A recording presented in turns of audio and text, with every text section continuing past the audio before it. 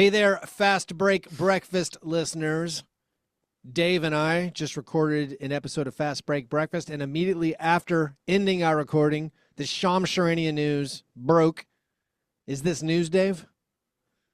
This is what we call news. It's what we call news. It's news. Okay. It's news. It's reporting. The reporting came out that the Grizzlies are open to trading Ja Morant. So, Fast Break Breakfast listeners, I'm going to double post probably the Grits and Grinds episode. But anyways, the following episode was recorded right before the Sham Charania news, although we did talk about Ja Morant getting traded, of course, in the aftermath of the Trae Young deal. So, enjoy this episode of Fast Break Breakfast. Also, check out the bonus emergency Ja Morant might get traded episode dropping this Friday.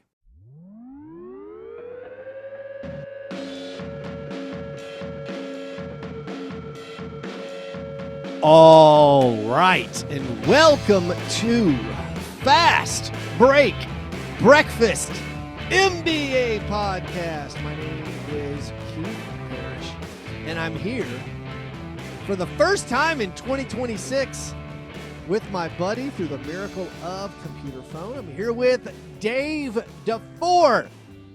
Dave, how's everything going when it comes to basketball? Great. Good. You're frozen for my video right Basketball's now. good. Okay. Yeah, basketball's good. Funny. I'm okay. The question, the how's it going question when there's like horrible real world things happening is always a weird. We like to do a lighthearted sports show. Yeah. Maybe give a little escape from real world, but I'm thrown back to like the pandemic season. I was about to say, yeah. But it was like the pandemic. breakout episodes, and it was every day beyond the uncertainty and the fear that came with not understanding COVID-19. You had all the social upheaval. You had the Black Lives Matter thing coming into big focus, George Floyd, and now we have Renee Good, and it's weird living in a world where the president, vice president, the head of Homeland Security, the head of the FBI just brazenly lie. And I always wonder, like, how much of this happened in the 1920s? Because probably a lot.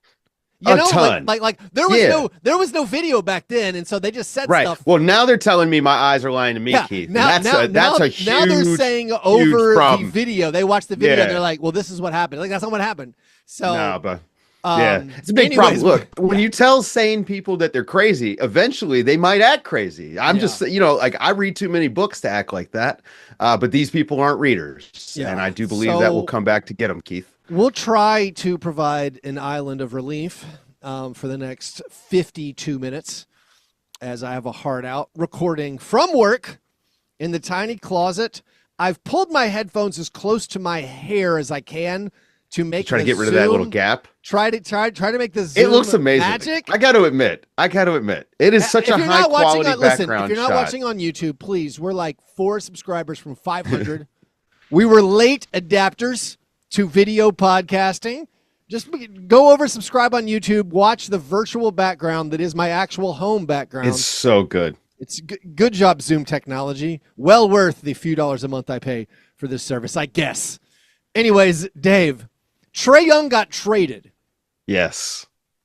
It's a trade that feels sort of like a sea change in NBA trades. I don't know if I'm overstating it, but we've gone fully from the price for a certain level of player is so many picks. It's all your picks. And of course, there are instances where the exact right person might be worth even more. Of course, a younger guy on a cheaper contract, your Mikal Bridges, worth even more. A plug-and-play guy like a Desmond Bane who might put you over the top is worth even more. But I don't think we've seen a straight-up, just you got nothing. And I don't mean to disparage Corey Kispert and CJ McCollum, but it's essentially expiring money to not have to pay the face of your franchise. And now, I don't know. I don't totally get it from the Wizards, but we can get to that in a second. The fact that the Hawks are like, we're just going to go a different direction. Thanks for being here. And I don't know if this affects the price of every other trade that comes down now. And so in that sense, it feels like a new thing in the NBA. And is this a new thing with the current CBA, with the aprons, with the I don't want to pay a guy $50-60 million if he's not the exact right person for what we have. So what were your thoughts with the Hawks giving up on Trae Young and saying, oh, no, we don't need anything. Yes, CJ McCollum, that's fine. Yeah, we'll take that. It must have been bad. Do you know what I mean? Like, it must have been getting pretty nasty, like toxic relationship-wise. Yeah. And I think it's just better to cut bait now than later. I don't know. I mean, what was going to happen this summer? I don't think you were going to get any more. And then, you weren't going to extend him. I think that's the bigger thing, Keith, is just he is not like a number one guy or a number two guy. Those dudes, teams don't want to extend the number three guy anymore. Well, can Trae Young even be a number three guy? Maybe. I mean, maybe. Depends on what the team looks like. I mean, he's a talented guy, like very talented offensive player, but he's a complete zero when he doesn't have the ball in his hands and on defense. That's a huge problem. And so if he's not going to buy into the team concept of basketball, then no, he can't be a number three guy. Period. He could be a good stats, bad team guy. He could be, like ultra Cam Thomas for you.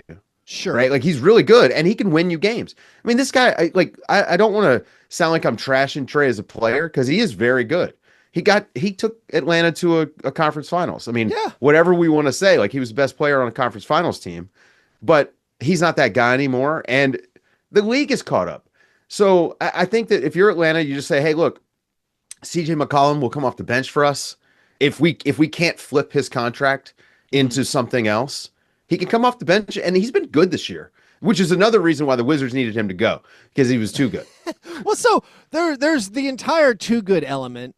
The idea that's a whole thing for the Wizards. I don't want to get into the Wizards yet. I still want to think about the Hawks saying we don't want to go this route. Part of it seems, I don't know if it's funny or interesting to me. They're not that good right now. To me, it's not like they're, hey, we can be a top 3 seed without Trae. But that's my thing, Keith. If you're not that good and he's been there, if you keep doing the same thing over and over again, you're just going to get fired. Like, the GM will get fired, right? The player, you sign him to a new deal, and all you're doing is hanging that albatross around the neck of the next GM. And so I think that what we're seeing is teams just being unwilling to commit that big long-term second contract or third contract, second contract signing into. I mean, look at, like, and I hate to compare it, but Joel Embiid, for instance, right? Right. His extension just kicked in. Right. And that money is terrible money now. And again, he's a different case because he's injured, but I think that is telling. Like, when you look, they are hamstrung for building their team because Embiid. They need him to be good. I still understand. I think we all understand. Everyone gets that the Hawks didn't want to, because Trae Young has his player option, and I think everyone understands the Hawks are like, okay, we don't actually want to give you an extension, and we're not going to pay you. We get that. What I am kind of hung up on is when you think of the business and entertainment aspect of the Hawks and the face of the franchise situation, the fact that they've had playoff success, but also they're not very, like, with Trae Young, they're a play-in team. Without Trae Young, they're a play-in team. And so it's kind of like that part of it are like, well, like, it wasn't like, hey, we have this clear path. We're going to be great if we move on from Trae. I guess pull the Band-Aid off. It's also a salary dump. And maybe there's going to be, yes, they have opened up, of course, future flexibility with their roster sheet. It could be an off-season salary. It could be, maybe there's another shoe to drop if this Clutch getting Anthony Davis to the Hawks situation, which I still don't get. I mean, I guess it helps that you have a Jalen Johnson who is clearly the best player, where you don't, like, Hawks fans, which I'm curious, like, the Hawks fan reaction, because there's obviously the comparisons to, like, Ja Morant, a guy where the Grizzlies with Ja Morant play in, without Ja Morant play in. And so it's like, whoa, well, okay. And if this one guy, Ja Morant, can't be healthy, and if Trae Young can't play defense ever, Well, if you're not going to be one of the 5 best offensive players to make up for the fact that you're bad at defense or so bad at defense, we'd like to go a different route. But I'm curious from the fan angle, are people canceling their season tickets? Right. Does it help? And I think what I was thinking and saying was it probably helps when you have a Jalen Johnson where even the casuals are like, oh, wait, that guy's good. That guy's better. That guy's good. And he's young, right? So you get to sell the hope, right? Yeah. Like he's still growing. Yeah, I don't know. Oh, man, the Anthony Davis thing is weird to me. It seems like Atlanta should at least consider just like maybe we can even get younger. Like maybe there's a team that could use CJ McCollum who is a contender and they have a young guy we like or a pick or something like that. The Anthony Davis is like, that's a win now type of move for a team that is not anywhere close. Like Anthony Davis is not going to take the Atlanta Hawks to the finals. This is not Giannis. And I don't think Giannis is getting traded. So I understand. Giannis has announced this is the back and forth. I will never ask to be traded. That's right. With Trae Young being given away essentially for expiring salary, my reaction was also, oh, well, wait, then why didn't this team do it? Are there any teams out there where you're like, wait, he was sort of free? Yeah. I think of the teams that do not control their draft futures, where I'm like, Pelicans, you couldn't put together. Okay, but they've got DeJounte Murray coming back. They got to figure their own stuff out. DeJounte will be back soon. You don't.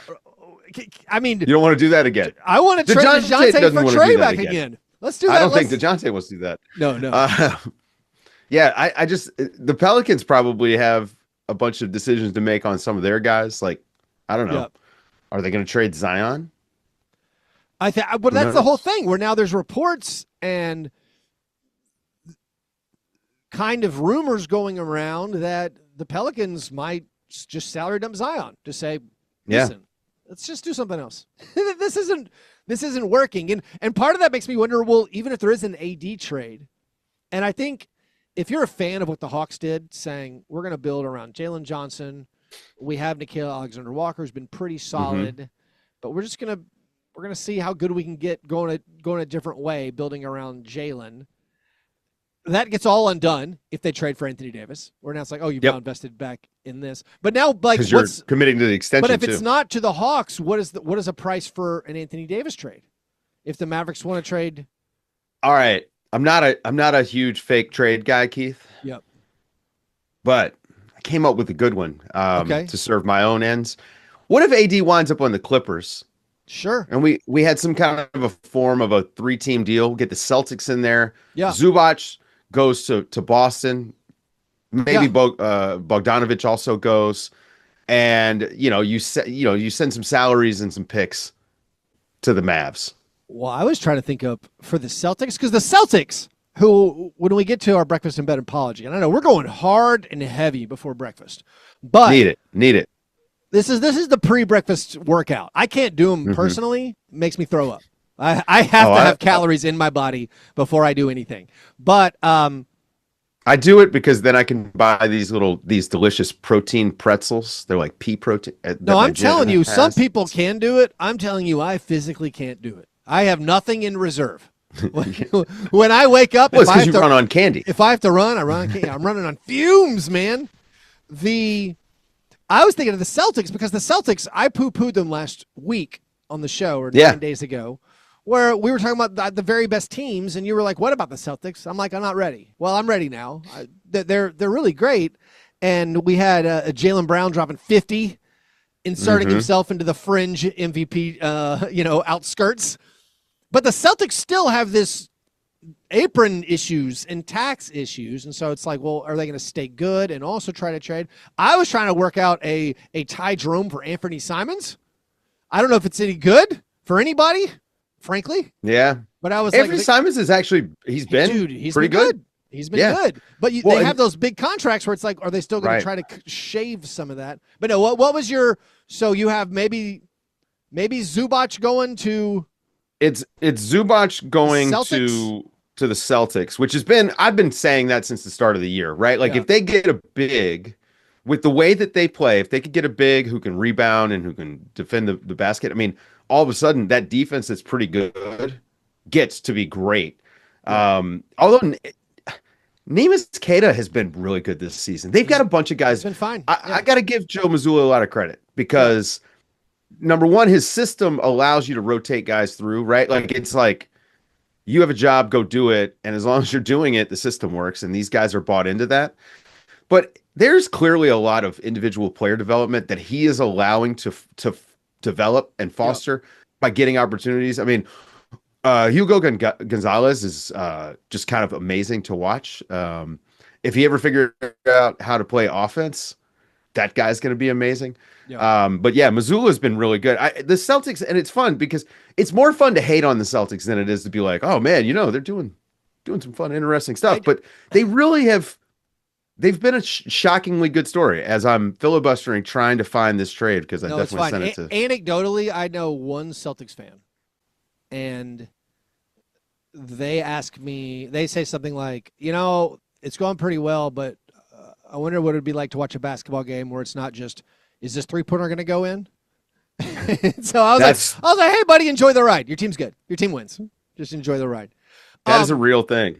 So if you ever find your trade, come back to it. But the Trae Young trade from the Wizards side. Okay, I have it. Oh, do your trade, perfect. Please. Okay.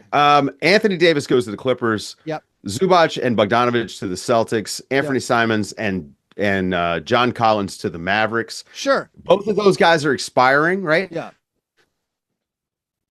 So it helps the Clippers tax bill. It gets the Celtics out of the tax. The Mavericks obviously would get picks from the Celtics and the Clippers. Another team I was thinking about, which I don't know what the thought process is with the Mavericks right now, where I was like, I know Kyrie is supposed to come back this year, but also if we're just talking matching salary, Trae Young and Anthony Davis, because like the Mavericks could put that salary together, I'm pretty sure, with their guys. It's interesting. The Wizards side of this. Now, the Wizards have been tanking for years. I mean, like numerous seasons.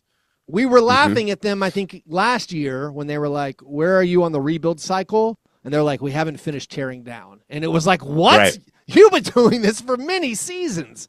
So when you tank out, when you play the odds trying to get a high draft pick that you think is going to transform your team, part of the thought process to losing for several seasons is not sacrificing how you're going to build up the next squad.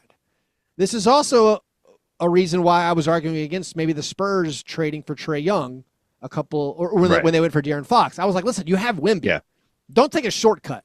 I didn't even love the De'Aaron Fox thing, but it's working out great. I was like, you have Wemby. There's no reason to compromise on your dreams.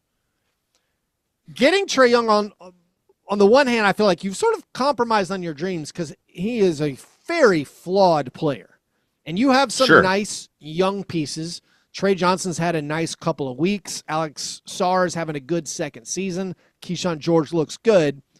Coulibaly, Carrington, I think Carrington's been kind of bad. Coulibaly, not as promising maybe as he first flashed. Right. So I feel like you're sort of sacrificing. On the other hand, it's a free Trae Young. So it's like, all right. And then what else are you going to do with that money? You have to spend the money. That's part of it. You got to spend the money. So I don't know how I feel about it. How do you feel about it? Here's my take. I think Wizards fans are not fired up. At least the deep in the weeds NBA fans that I know that are Wizards fans, they're like, why in the world? I think that if he plays for them next season, they'll be a borderline play-in team. Yeah, that's fun. Alex Sarr and Trae Young pick and roll is going to be good for Alex Sarr. Yeah, I mean, look at how good Clint Capella looked. They flipped CJ McCollum's expiring into a future Trae Young expiring, right? Like that's really the move that they made, right? And they were going to have to spend to hit the salary floor next season or this offseason, right? And because they were going to be so below, far below that the salary slot itself, Now all of a sudden it opens up the door. By the way, it's a $49 million contract next year. Let's say there's a disgruntled star out there and you've got $49 million sitting in your pocket and a bevy of assets. Now all of a sudden the Washington Wizards could make a play. And here's the other thing, Keith, is that this all started from the Bradley Beal trade that the front office inherited. I do love the step-by-step transaction log of them turning Beal into all those first-round pick swaps and every second-rounder that the Suns had. And Trae Young. Yeah. I mean, this is if they had traded Bradley Beal for Trae Young straight up. But I'm saying they got Beal. Said, wow. But then they got Chris Paul. They got a first rounder for Chris Paul. And then they ended up with Jordan Poole. Right. And then they traded Jordan Poole. They got stuff for that. CJ McCollum. Yeah. And now they turned McCollum's expiring into and they Trae will Young. get something for Trae Young. Yeah. Because is there not a world in which next season Trae Young's putting up like 30 and 12 for the Wizards at the trade deadline, and some team is like, hey, he's expiring. We could do this. You know who they got to get? They got to bring Bradley Beal back next season. They got to complete the circle. They're gonna do it like Damian Lillard.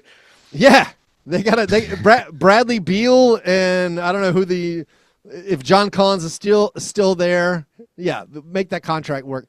The one wrinkle to this. Now, you and I, as basketball fans, if you tell me, hey, guess what? Now the Wizards, instead of Bub Carrington or CJ McCollum running two-man game with Alex Sarr, now you got Trae Young. Like you said, Trae Young on the Wizards this season could average like 28 and 12. He may not play, by the way. But that's what I'm getting to. If you tell me as a basketball fan, hey, we moved Trae Young, the Hawks are still fun. Now the Wizards are much more fun. Like Trae Young, Trey Johnson, Keyshawn George, Koulibaly, and Sarr. My guy Justin Champagnie. I will watch that team. That's fun. That team's a fun team. Yeah. But the Wizards don't want to be a fun team. The Wizards have a top 8 protected draft pick. The Wizards are already winning. They have the same record as the Thunder over their past 13 games. The Wizards don't want to win. They had to break it up. They had to get CJ out of there. But I'm saying they're not even going to play Trae Young this year, I don't think. No, I don't think so. And so that part of it where it's like, is the commissioner going to get involved for tanking? The Jazz, same situation. The Jazz have this protected pick, and they are flirting. Right now they have the 7th worst odds. Or 7th best odds, depending how you The Jazz are just gonna be good next year, I think. Yeah. Keontae George, dude, he's awesome. I love that when I'm wrong on a guy, and I was wrong on Keontae George big time. Yeah. I didn't think anything, because we would see spurts of this a little bit last year, but man, he's so good. But yeah, you're right. They're gonna have to find a way to shut down marketing. Well, I'm not sure. Is it like he skis? I'm assuming maybe So the Jazz Jazz have a top 8 protected. The Wizards have a top 8 protected. Right now, the Jazz have the same number of wins as the Clippers. They only have one fewer win than the Mavericks. If these teams don't finish top 6, the odds of them losing the pick are very high. This is again top 6 worst record. So I don't know what. It does feel like the Wizards. It does feel like the Wizards are just not going to let Trae Young play. Yeah, they're definitely not. But also, the reporting Adam is there Silver too, has been explicit, saying they're going to change stuff, and he might. I don't know, for the good of the league, he has broad powers. Is he going to somehow mandate people to play? By the way, here's a funny social media story. I posted about Kyle Anderson playing in one basketball game in the last 13 games, and he had like a monster game. He had 22 points, 8 rebounds, 2 steals, and 2 blocks. I care about this because I have Kyle Anderson in our Fast Break Breakfast 30-team Dynasty League, and I'm like, why can't this guy get some burn? He's not. He's he's better than the other Jazz players. I understand, even if tanking wasn't a thing, I understand that he's not a part of their future, and they'd rather prioritize playing younger guys. But also, like, Svi Mikhailuk, come on. I mean, is he part of your future, Utah? He's a shooter, though. Different position. I got you. No, but I got something like 17,000 likes on a post about Kyle Anderson playing one game, and the Jazz were like, whoa. We don't want any of that. However, he played in the game last night out of the blue. Bullying Social works. media influencer Keith. In my dream, the league office saw my post, contact the Jazz and say, hey, can you give us a good reason why Kyle Anderson's not playing when you have a bunch of sorry guys you're Okay, Keith. Now, hear me out on this. Have you noticed that, like, the last, I don't know, 3 weeks, month? Everybody's been playing. Washington, Brooklyn, it's fun. Utah, Charlotte. Now, poor Indiana, they just don't have the guys. They won a game. Congratulations, Rick Carlisle, getting that 1,000th victory on his 14th attempt.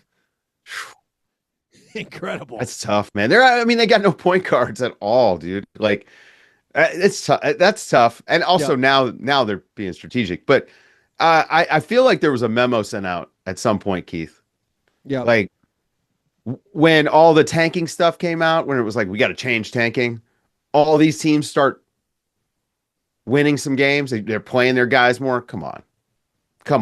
What are you saying? Are you saying Adam Silver did a good job? I'm saying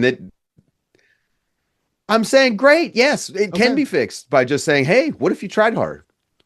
Yeah. I think we're going to get lottery reformed, Keith. Man, I really do. I think that something's going to change. I think it's probably going to make it worse. And it might be like the All-Star where they're changing the format a few times. Brooklyn has been playing much better. They had this unbelievable game against the Magic. This has to be the first time in NBA history this has happened. There were, in the last 5 seconds of the game, there were 2 banked-in three-pointers that changed the lead. Basketball Reference doesn't have a filter for banked-in three-pointers. There's no way that's ever happened before. That kind of tracking, is not available publicly. Yegor Dinham has been good. That guy. He's kind of cool to watch. He's got some range, man. I'm going to give you the perfect comp. He's like a smoother Tomas Satoransky. Ooh. A smoother Tomas Satoransky. I thought that guy was really good. I love Satoransky. I love a tall point guard. Yeah. He banks in this three-pointer, and it's one of those funny things where you make the banked in. This is the Paul Pierce I called game. When you bank in the three-pointer and you're like, that's right, that's what I do.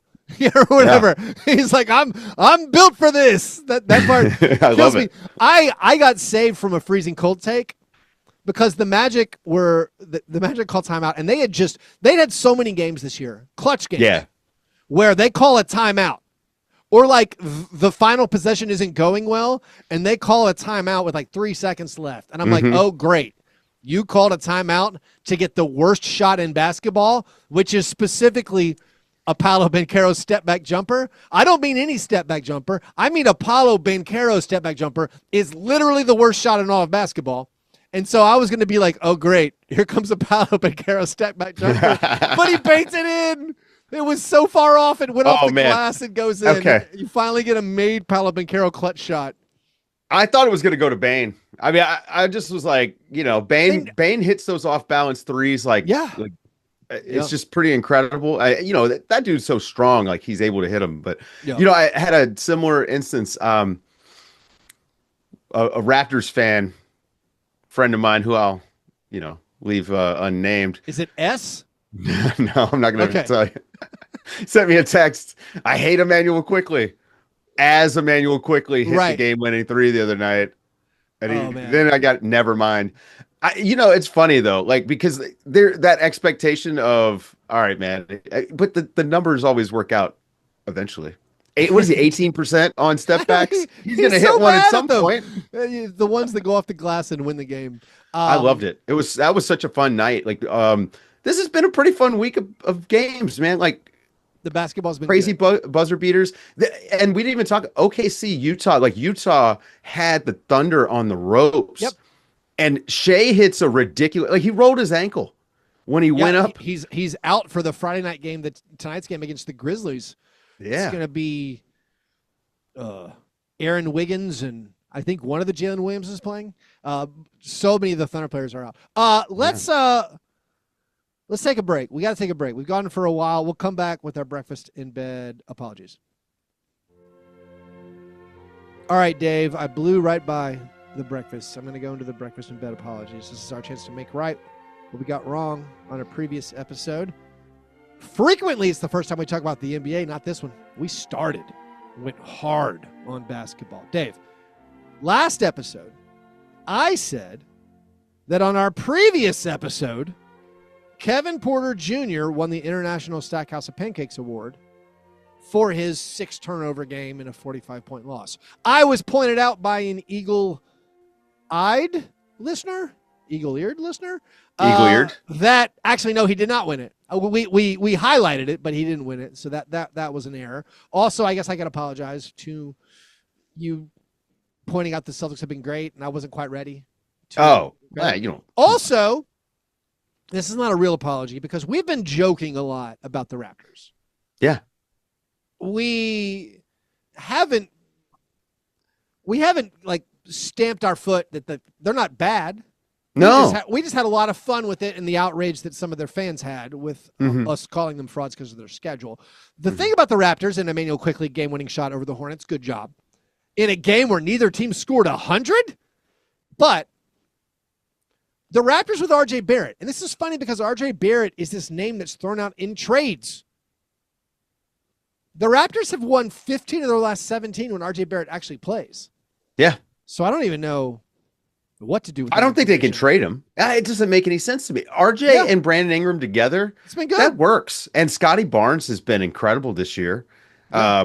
He makes up for what he can't do on offense with, like, he has got a ridiculous motor. The way he's playing this season is nuts. I mean, he basically is their center most of the time now. Yeah. What do you have? How many rebounds in the one? Did he have 25? I mean, or 22 or something. I mean, ridiculous rebounding numbers in that one game. They're fun, man. They're not quite there yet. They need a point guard. Like, I don't like Trae Young there. They couldn't put together the matching style. I guess quickly his contract's too long. Nobody wants quickly. Nobody wants that. That's the battle. Yeah, the Raptors are doing something. They're doing a thing, and so how well it goes. I think Jakob Poeltl is supposed to come back. He hasn't been particularly effective this year, but he has a back problem. That's easily explained. Your guy Mamu playing great for the Raptors. They're an interesting team. The Nuggets, Dave. Ooh, how about these Nuggets? Yeah, moving on from the apology, they somewhat surprisingly, I mean, they pulled out maybe a miracle-ish win over the Sixers. Joel Embiid finally didn't duck the Nuggets. I know. The Nuggets fans were the happiest I've ever seen, like, because they were like, he finally suits up because Jokic is out, and still beat him. Who was it that put on their LinkedIn? One of the Nuggets players. Spencer Jones. Yeah, he wrote a whole LinkedIn post. Spencer Jones was like, this is why basketball is great, because you got a bunch of guys working really hard. But he posted on his LinkedIn that, like, me and a bunch of scrubs, we beat the Sixers when they were fully healthy. I love it. By the way, Michael Malone was on the post game for that. Yeah. All these guys that he wouldn't play, that Calvin Booth drafted, and Peyton Watson. Peyton going for all NBA. Has turned into.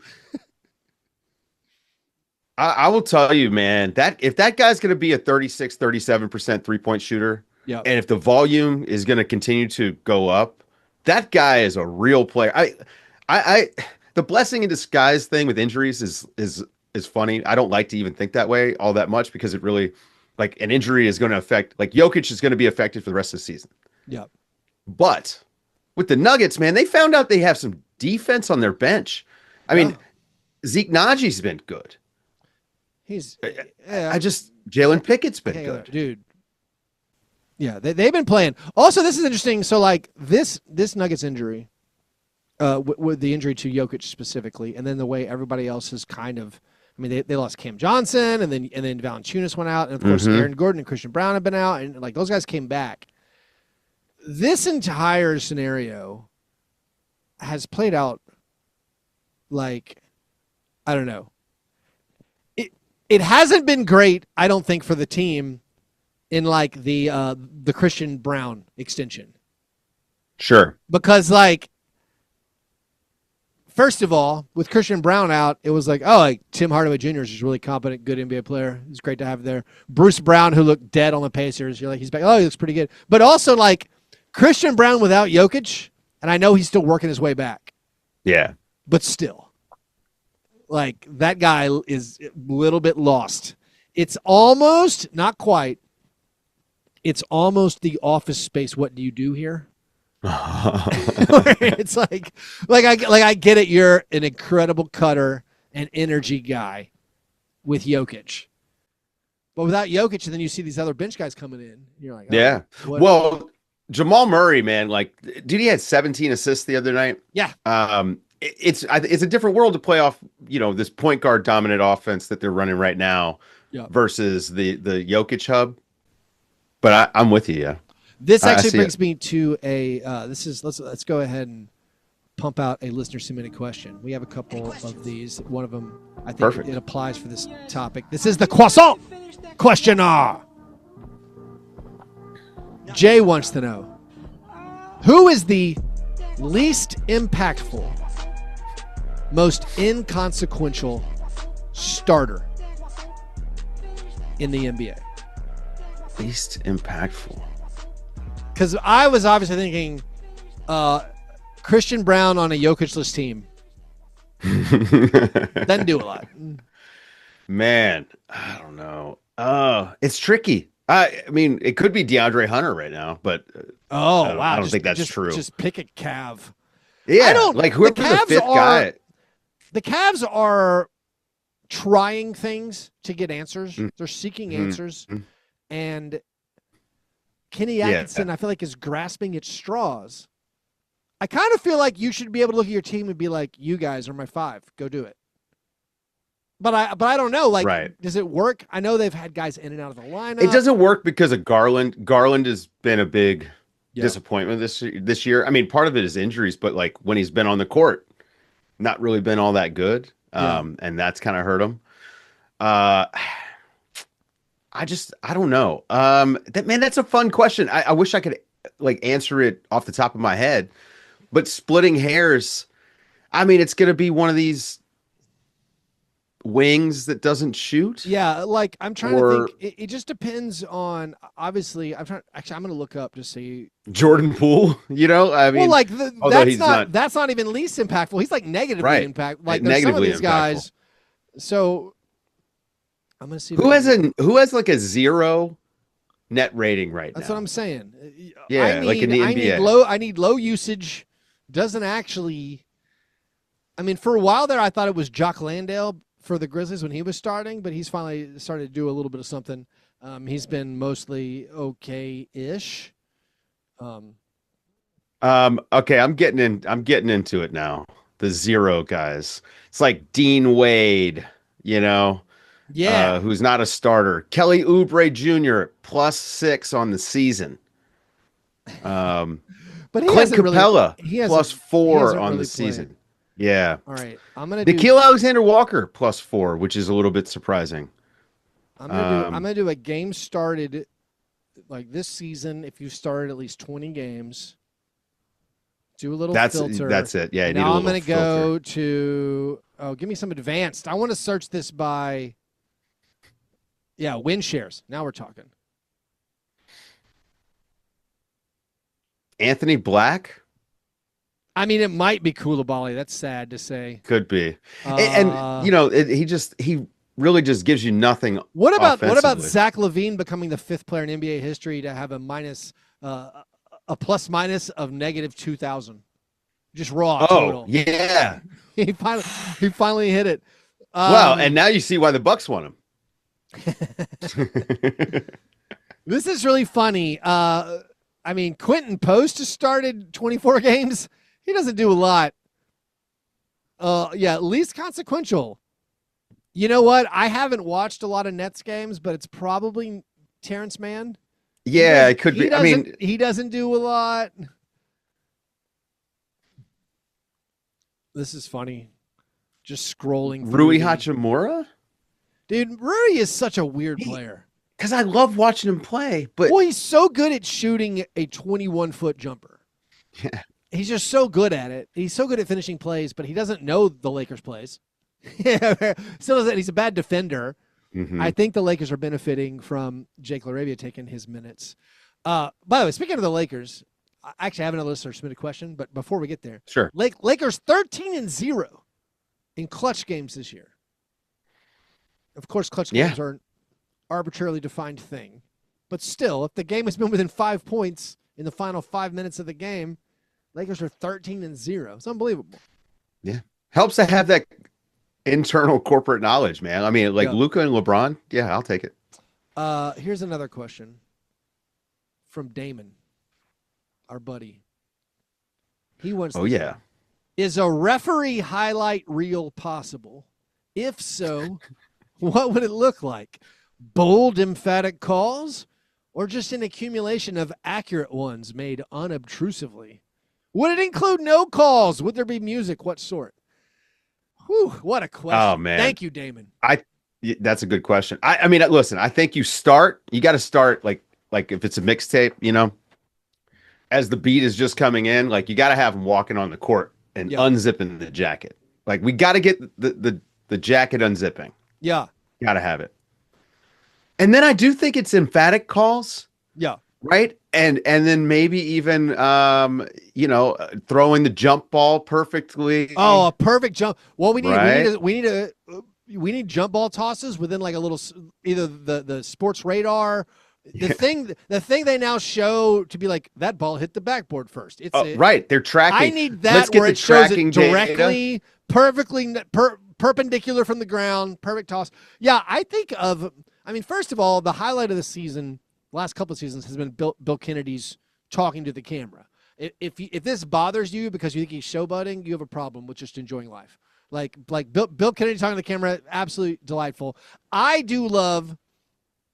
I think of the great block charge guys, the people who would Joey Crawford would skip on the 1 foot while doing the hands bouncing off the hips. You know who was great at this? Kenny Maurer. Shawn Michaels. Ken Maurer, before he mistakenly believed that baby parts were being put into vaccines and lost his job with the NBA. I forgot about that. Yeah. I forgot about that. So Kenny Maurer had a great block charge, man. That guy was so smooth with just the block, the hips, a tiny little hip thrust, little dance. I like those. I do think what I would like to see is, yes, the correctly adjudicated block charges, but also and ones. And one style is important. But as far as the actual skill I do cherish, it is the no call. It's the able to see a thing. You put your hands up and you say, let's play. Or you point, change of possession, the point. Mm-hmm. I like that. A clutch travel, I would take this. Like anytime you correctly, if it's correct, I love it, man. A correct travel at the end of a game, give me some of that. The tip call, right? Oh, yeah. Yeah, honestly, the funniest thing would be like if you were making a referee mixtape, to have an out of bounds direction. They would point the out of bounds direction, and then you'd see the coach, Doc Rivers or JJ Redick or whatever, call a timeout and do the challenge the call thing, and then show the slow-mo off the fingernail where the guy got it right, even though there's no chance he could have seen it. Right. Yeah. No, I would love that would be fun. I would be deeply amused by a referee. I think it's just correctly calling travels. Correctly calling travels on superstars would be, I think, the best thing. So you get like 5 clips a season. Yeah. Maybe if you watch 10 years, Oh, man. Gigi Jackson got called for the first spot throw-in violation of the season. On, what game was this? It was 2 games ago. They gave him the ball on the sideline, and he wandered forward like 10 feet. A lot of people mistakenly think you can travel on a throw-in, like a spot throw-in. You're supposed to have a pivot foot. Like if the throw-in jumps up and down, a lot of times you'll see people in the front row being like, travel. There's no traveling on a spot throw-in. You're allowed to step either direction, move your feet all you want, but you can't leave the general vicinity. And Gigi Jackson just walked down the side of the sideline. If it was kids basketball, they would have said, no, come back, stand here. But he's a professional. It was like it was violation. It was very I do, man. I get it tickles me when these guys who've played basketball every day of their life for 25, 30 years, right? When they do stuff like, oh, I didn't get out of bounds for the inbound. Right. Like just pull the ball out of the net. I watched Nico Batum did this in the playoffs last year, I think. and just like didn't get out of bounds. Yeah. I might be making that up, but I had a highlight reel that I actually posted on social media about Ja Morant did this a lot, but he did it as an advantage because referees never called it. They don't call it. If the other team makes a basket, he would not even step out of bounds to quote unquote inbounds the ball.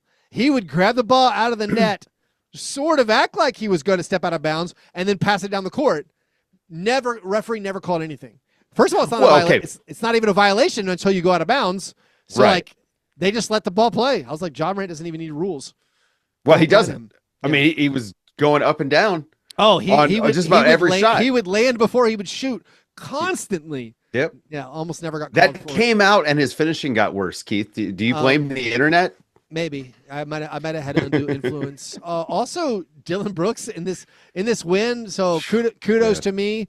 I said the Suns might make a run at the top 6, possibly home court advantage. They had an unbelievable win over the Thunder, although granted, everyone's beating the Thunder now. In that game, Shea misses a clutch free throw. Dylan flagrantly, blatantly commits a lane violation. He's stomping in the paint before Shea shoots the basketball, daring one official to be brave and step up to the challenge.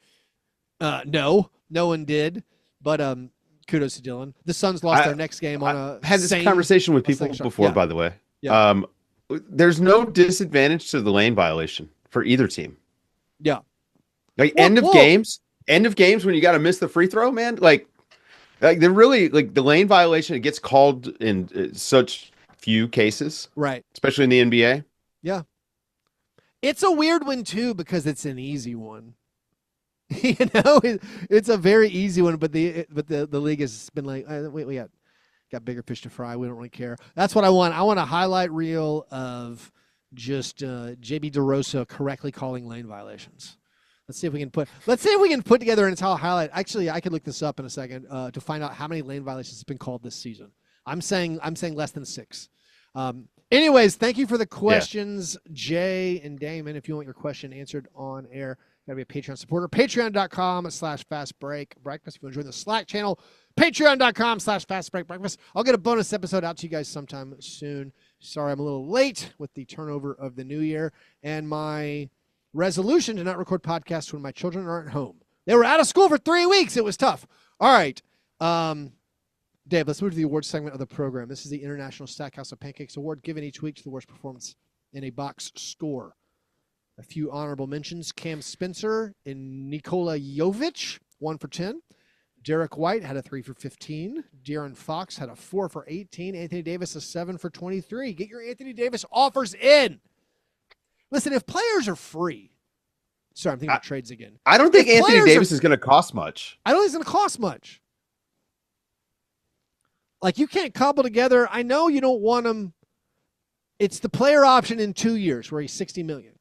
Where that's the problem. Everyone's like, listen, I can't do that. I'm sorry, I can't do it. But, like, man, there's a bunch of guys. Trae Young for free? I don't know. I mean, the Bucks couldn't match salary? What are the Bucks doing if they're not trading? They got Ryan Rollins, man. Ryan Rollins is good. How much is Gary Trent still a minimum? Whew. Yeah. That guy was fun to I enjoyed watching him play like 2 years ago. I don't know what happened. I mean, he's still enjoyable to watch. Like he gets hot. No. When was the last time he was hot? I mean, all right, maybe he hadn't been hot this year. I don't have his game log pulled up. But like this guy used to be able to score 15 a game. Sure. Now it's just like 34% on everything. Speaking of 34%, those were our honorable mentions. Also, one very distinctly honorable mention. This has never happened before. I like to recognize Jordan Goodwin. 1 for 11, but 15 rebounds. Listen, if you go 1 for 11, including 1 for 9 on 2-pointers, get 8 offensive rebounds. Good job. He's just bricking, grabbing a shot. Sure. I don't hate that. Special honorable mention. Our 3 nominees over the last week. They occurred chronologically over the past, actually, it's like 10 days now. Brook Lopez in a win against the Jazz. 1 for 12, 3 points. All of them 3-point attempts. So 1 for 12, 3 points. 2 rebounds, 1 assist, 1 steal, 1 block, no turnovers, 1 personal foul. Shaedon Sharpe in a win over the Spurs. Blazers winning games. They're winning games with, I don't want to say nobody, but hey, if you got Denny Avdia, you got Donovan Clingan and Tumani Kamara, you don't need much else. Play those guys 35 minutes a game, you're pretty solid. Yeah. Shaedon Sharpe was 3 for 16 in the Spurs win. 6 points, 3 rebounds, 3 assists, 1 steal, 4 turnovers, 1 personal foul. And then Jaylen Brown, a game after his 50-point performance, he was 6 for 24, went the full Kobe in a win against the Bulls. 6 for 24, 14 points, 8 rebounds, 4 assists, no blocks, no steals, 3 turnovers, 2 personal fouls. So our 3 nominees, Brook Lopez, 1 for 12, 3 points. Shaedon Sharpe, 3 for 16, 6 points, 4 turnovers. Jaylen Brown, 6 for 24, 14 points, 8 boards. I mean, it's probably Brook. I think Sharpe. The 3 for 16. 1 for 12. No turnovers, all 3-pointers. Doesn't bug me. No blocks? 1 block. No blocks. No, 1 block. No blocks. 1 block. 1 block. Okay. All right. Shaedon you got me. Shaedon Sharpe. It's Shaedon. Congratulations, Shaedon Sharpe. Yeah, Brolo taking all 3-pointers. Also on New Year's Eve. That's his job. You know. Julian Champagnie on New Year's Eve. Insane. Everyone making the Champagnie forced jokes, trying to figure out how to. There's a joke there somehow. There is. 11 3-pointers. I think this is right. He had the most points ever in a game for a player not attempting a 2-pointer. Let me see if that feels right. If it's wrong, I'll apologize next week. It feels right. The spirit of that stat is true. Out of the blue. I love these Champagnie guys. Explode. They're good. Also the George guys. Not related. Keyshawn and Keontae. Right. Keontae George keeps leveling up. I mean, the Jazz, sort of fun at times. Super fun on offense. They just unleashed Bryce Sensabaugh. Finally Kyle got him out of Anderson the gets stable, to play man. through social media pressure, delivers a win. Kevin Love had a double-double, dude, last night. Kevin Love been starting and playing a lot. Yeah. Let's see if we wrapped up. Anything else to hit? Oh, what was I thinking of? Oh, I was curious, thinking about the All-Star game going forward, which we do have. I know you and I have complained about the format and things, but it's going to be interesting picking, actually. It's not clear-cut, I don't feel like, with the guys who are going to get in. When I think about a Denny Avdia, like if the Blazers are now flirting, they're in the play-in, they're getting close to 500. If the Blazers are 500, Avdia is scoring 30 a game. I mean, come on now.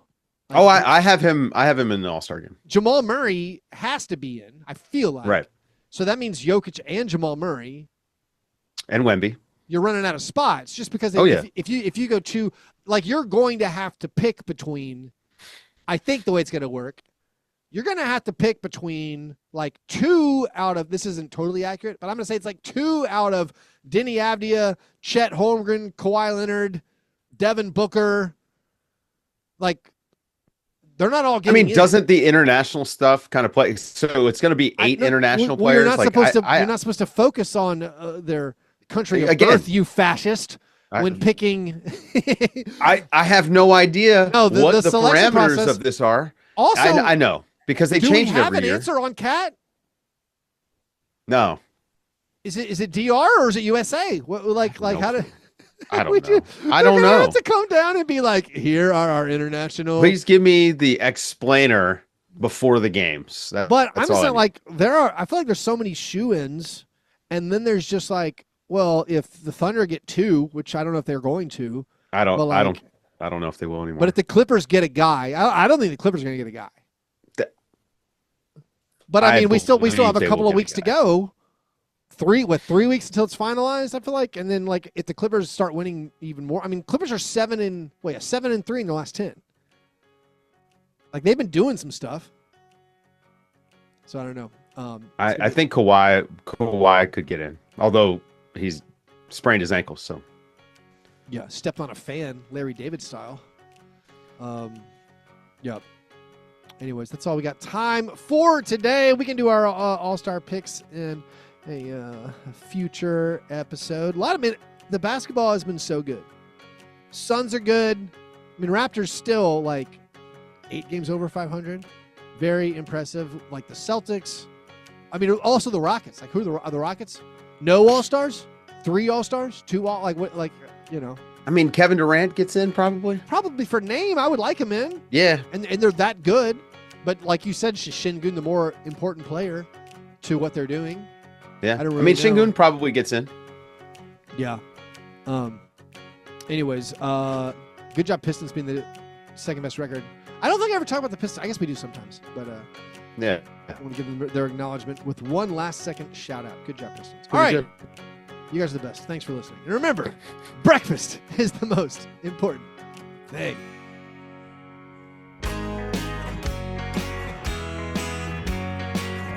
Yeah, never apologize for being G&G. Fair break, man. You understand? I will remember